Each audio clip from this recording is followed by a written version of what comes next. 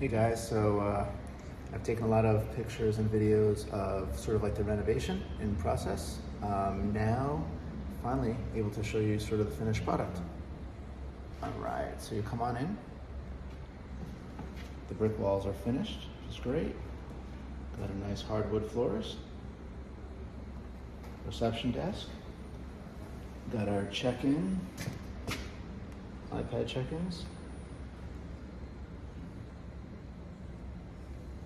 Come on in, start filling out all the information.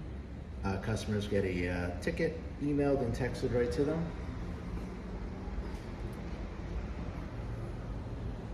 This is our front desk. Still gotta unbox a couple things.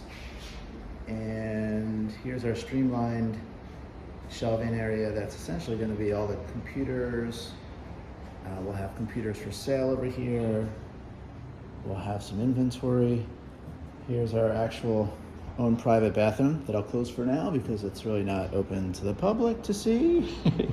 And here's a start of our tech desk area, which I think is awesome.